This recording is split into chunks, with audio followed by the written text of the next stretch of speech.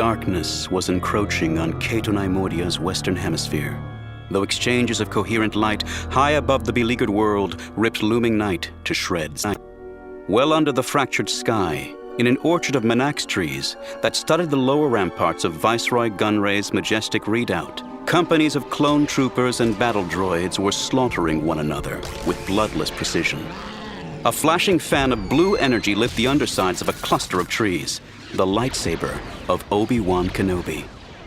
Attacked by 2 sentry droids, Obi-Wan stood his ground, twisting his upraised blade right and left to swat blaster bolts back at his enemies.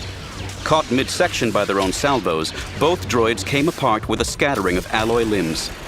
Tumbling under the segmented thorax of a Neimoidian harvester beetle, Obi-Wan sprang to his feet and raced forward. Explosive light shunted from the Citadel's deflector shield dappled the loamy ground between the trees.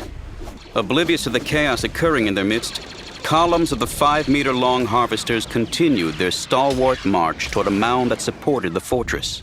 From off to Obi-Wan's left came a sudden click of servos. To his right, a hushed cry of warning. "Down, Master!"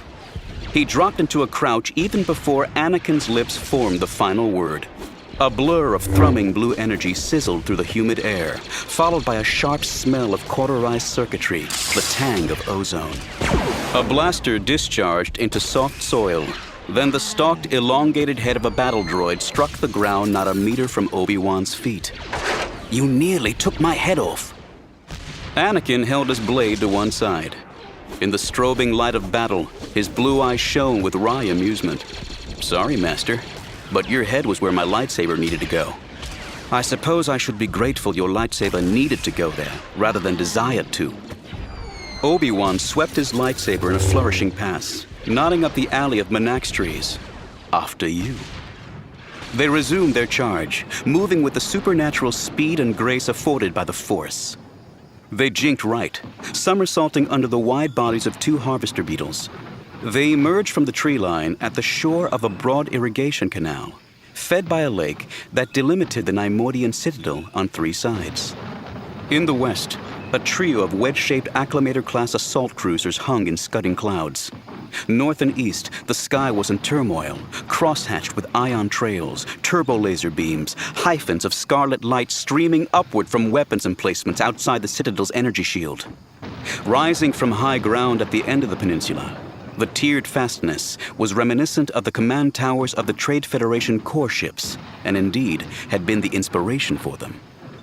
Somewhere inside, trapped by Republic forces, were the Trade Federation elite. With his homeworld threatened, and the purse worlds of Deco and Koru Neimoidia devastated, Viceroy Gunray would have been wiser to retreat to the Outer Rim, as other members of the Separatist Council were thought to be doing. But rational thinking had never been a Neimoidian strong suit, especially when possessions remained on Cato Neimoidia the Viceroy apparently couldn't live without. Backed by a battle group of Trade Federation warships, he had slipped onto Cato Neimoidia, intent on looting the Citadel before it fell. But Republic forces had been lying in wait, eager to capture him alive and bring him to justice, 13 years late in the judgment of many. Cato Neimoidia was as close to Coruscant as Obi-Wan and Anakin had been in almost 4 standard months, and with the last remaining Separatist strongholds now cleared from the core and colonies, they expected to be back in the Outer Rim by week's end. Obi-Wan heard movement on the far side of the irrigation canal. An instant later, 4 clone troopers crept from the tree line on the opposite bank to take up firing positions amid the water-smoothed rocks that lined the ditch. Far behind them, a crashed gunship was burning. Protruding from the canopy, the lat's blunt tail was stenciled with the 8-rayed battle standard of the Galactic Republic.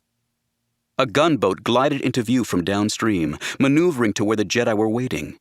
Standing in the bow, a clone commander named Cody waved hand signals to the troopers on shore and to others in the gunboat, who immediately fanned out to create a safe perimeter. A few nimble leaps brought Cody face to face with Obi-Wan and Anakin. "Sirs, I have the latest from Airborne Command." "Show us," Anakin said. Cody dropped to one knee, his right hand activating a device built into his left wrist gauntlet.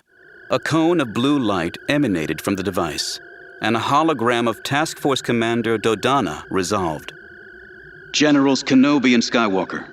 Provincial Recon Unit reports that Viceroy Gunray and his entourage are making their way to the north side of the redoubt.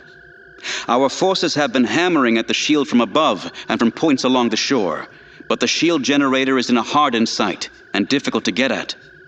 Gunships are taking heavy fire from turbo-laser cannons in the lower ramparts. If your team is still committed to taking Gunray alive, you're going to have to skirt those defenses and find an alternative way into the palace.